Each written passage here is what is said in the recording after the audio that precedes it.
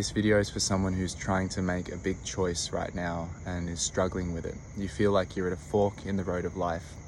You're confronted with two paths. Neither one seems too good. And you're concerned that you're somehow going to fuck it up. You're feeling a little bit overwhelmed and perhaps you don't have much time. The choices that you're confronted with, the perceived option A and the perceived option B, seem to be poles apart. It seems like one of them is right and one of them is wrong. And you don't know which one's right and wrong. The truth is that that perceived choice between A and B is a little bit of an illusion. It exists, but it's not as heavy as you're making it. And there's a more important choice that fear is distracting you from. And this choice is vital. This choice is, who will you decide to be no matter what happens? And what I mean by that is, how will you choose to show up and listen? How will you choose to express yourself? How will you choose to breathe, to sit, to walk, to stand, to relate? How will you choose to take care of yourself? And are you going to create the life you want no matter what? Are you going to show up with love from your heart no matter what? Because if the answer to those things is, yes, I will, and I know who I'm going to be, and I know what I'm going to move towards, then the weight and the heaviness on that A-B option, that polarity, starts to collapse. And you start to come into presence, and in presence there is always another option that you haven't seen. And that third door, that option C, isn't something that you have to know or plan.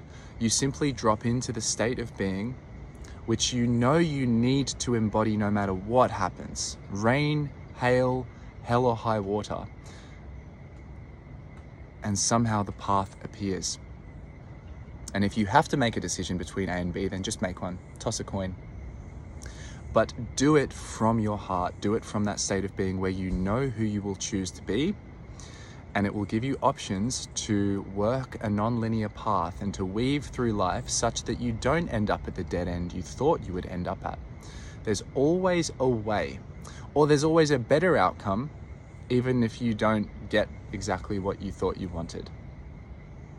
So the choice is not here, A and B. The choice is back at the fork in the present moment, in your next breath, in your next step, in your next gesture.